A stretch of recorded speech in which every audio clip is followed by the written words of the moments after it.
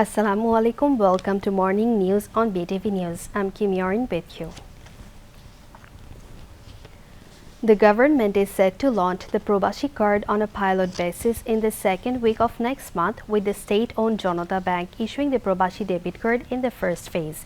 The decision was taken at a meeting on the Probashi card program chaired by Prime Minister Tareq Rahman at the Prime Minister's office in Tejgaon yesterday.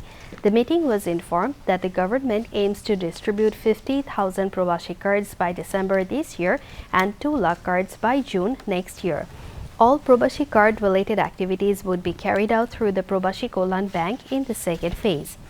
The card is designed to provide a wide range of special facilities for Bangladeshi expatriates with the objective of enhancing their social status and empowerment, offering financial incentives and ensuring international payment and banking services through a dual currency card.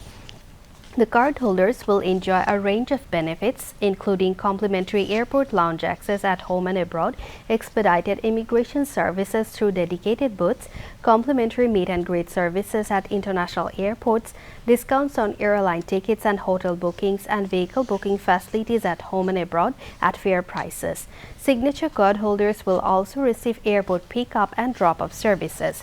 Other facilities include dedicated service booths for expatriates at government hospitals, discounts at private hospitals, free transportation of the bodies of deceased cardholders, rehabilitation support for returning expatriates, insurance coverage, priority in land registration, mutation, utility services, licensing and foreign investment, remittance reward points, credit scoring and loan facilities, direct money transfers through the card, simplified financial transactions and priority services for national identity cards, passports and consular services, alongside other banking and government services.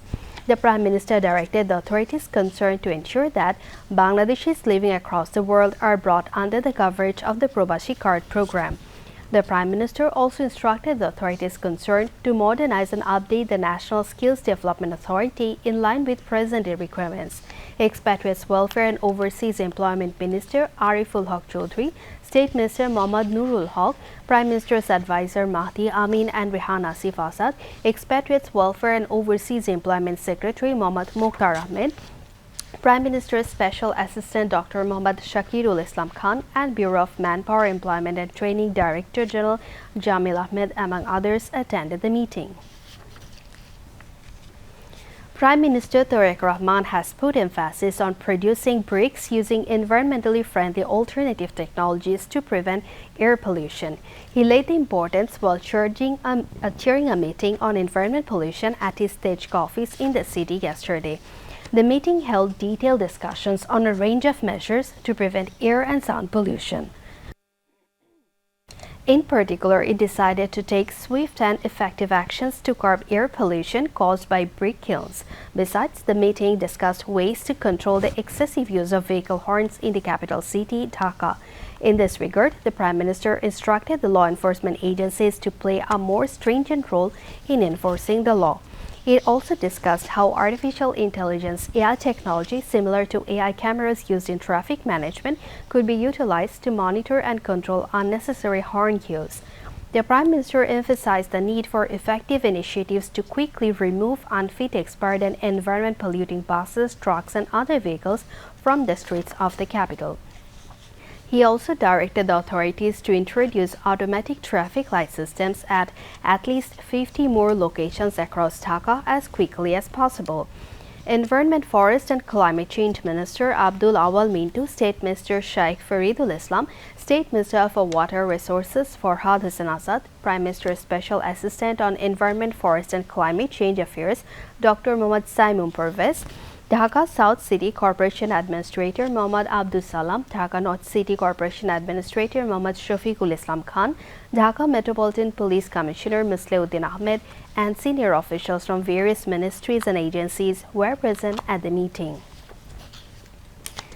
Prime Minister's office spokesperson Dr. Mahdi Amin said the government has been working relentlessly by attaching highest priority to ensuring transparency, good governance, public welfare, and fulfilling the people's expectations.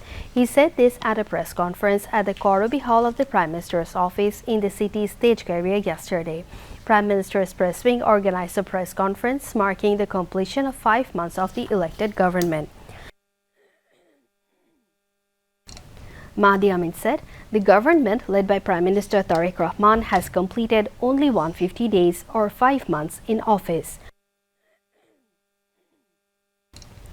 In terms of time, this may not seem very long, but for a democratic government, every single day is an opportunity to fulfill the commitments made to the people.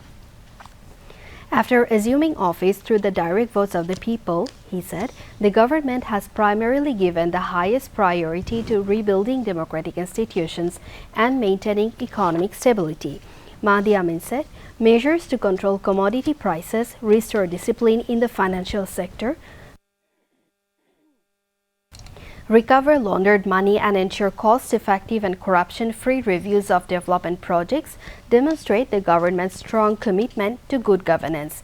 Simultaneously, he said, rehabilitation of recent flood victims and the reconstruction of the damaged and looted health and education sectors are underway. The spokesperson said, the government remains fully committed to building an inclusive, discrimination-free and prosperous Bangladesh based on the achievements made in a short period of 5 months. Describing the people as the ultimate judges of the government's performance, Mahdi Amin said, the trust, support, and constructive opinions of the people are the government's greatest source of inspiration for the journey in the days coming ahead. The spokesperson said, over the past 5 months, the 5 aspects of multidimensional achievements, the trust, love, and support of the people, the protection of the interests of people of all walks of life in the light of the election manifesto, the remarkable success in facing challenges in a short period of time, giving the highest priority to ensuring the people's freedom and protecting the sovereignty of the country, and the great leadership of the Prime Minister have opened a new chapter in the political history of the country. Prime Minister's Press Secretary A.A.M. Saleh Shibli, Additional Press Secretary Atikur Rahman Rimon spoke on the occasion. Prime Minister's Deputy Press Secretary Jahidul Islam Rani conducted the press conference.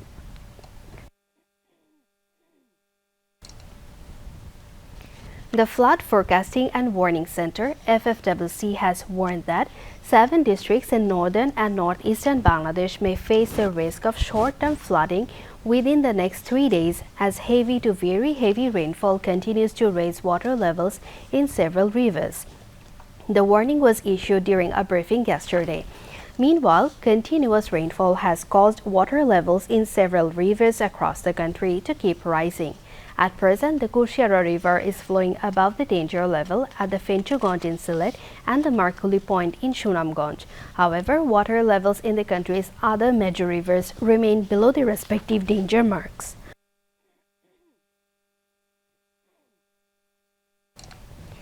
Speaking at the briefing, Sarkar Uday Raihan, Executive Engineer of the Flood Forecasting and Warning Center, said that heavy to very heavy rainfall is expected to continue over the next 3 days in northern and northeastern Bangladesh, as well as in the adjoining Indian states of Assam, Meghalaya, and West Bengal.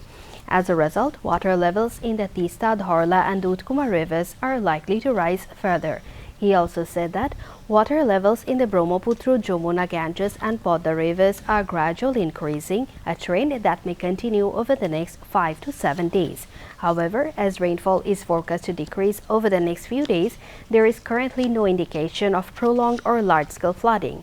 Nevertheless, the Flood Forecasting and Warning Center cautioned that rising river levels over the coming days could inundate some low-lying areas and riverine shorelands, and advised residents in vulnerable areas to remain alert. Local Government, Rural Development and Cooperatives Minister and BNP Secretary General Mirza Fakhrul Islam Alamgir has said that relations between Bangladesh and China are currently at their highest level. He made the remarks yesterday while addressing an event titled Long Live Bangladesh-China Friendship, organized by the Bangladesh-China Friendship Association in the capital. The program was held in recognition of Prime Minister Tariq Rahman's historic visit to China.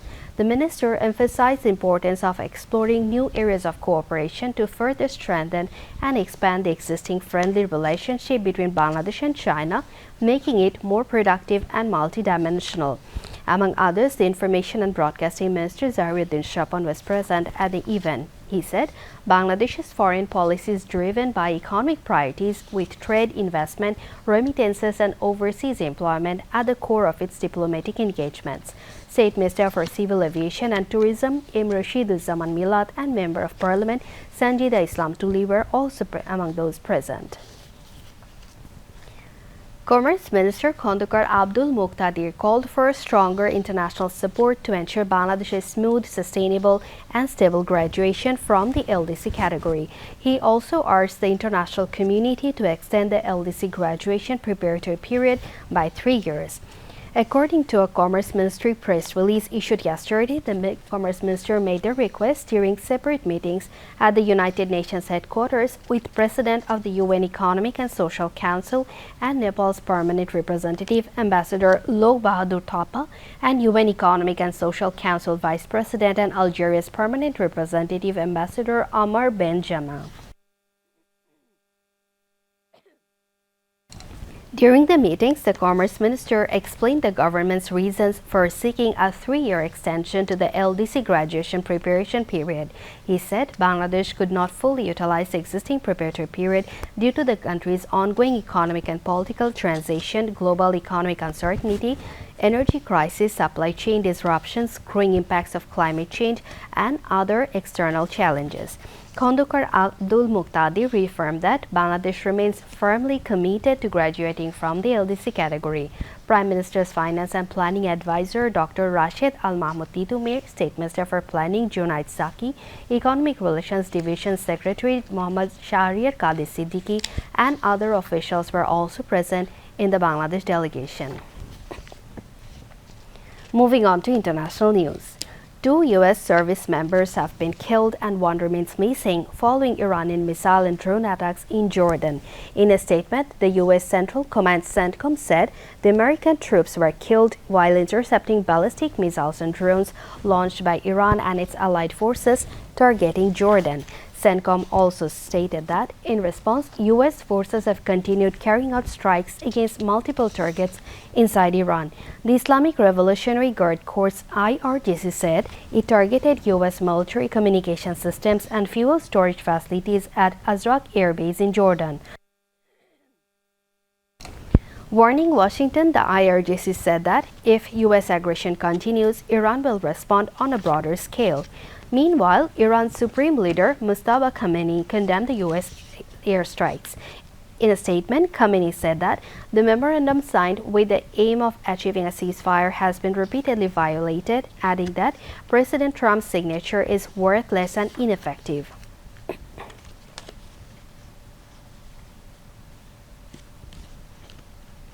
Seven warehouse workers were killed and several others injured in Ukrainian drone attacks in Russia. In a separate attack, a fire broke out at an oil depot in an area of the Russian capital, Moscow. Tambov region governor Yevgeny Pervichov said that Ukrainian drones struck a wild berries warehouse in the city of Kotovsk. The warehouse belongs to Russia's largest online retailer. The attack killed 7 workers and injured another 25. Kotovsk is located about 475 kilometers southeast of Moscow. In Telegram post, Pervichov wrote, 7 workers on the night shift were killed at the scene. According to the Moscow Times, Pervichov also claimed that 28 additional drones were shot down during the attack. Moscow Region Governor Andriy Vorovyov said that a separate drone strike on another Wildberries warehouse in the eastern Moscow city of Elektrostal killed 24 people. Vorovyov added that debris from a drone fell in the nearby city of Nogins, sparking a fire at an oil depot. Now news on World Cup football. England defeated France 6-4 in a wild 10-goal thriller at Miami Stadium to secure the 3rd place. Defending champions Argentina face off Spain in the final of the World Cup at 1 a.m. tonight. Both teams are no strangers to nail-biting finals. 4 of the past 5 FIFA World Cup finals 10th minute goal to Mario Götze. They, however, triumphed over France. That brings us to the end of the news. Thank you for staying with us. Allah Hafiz.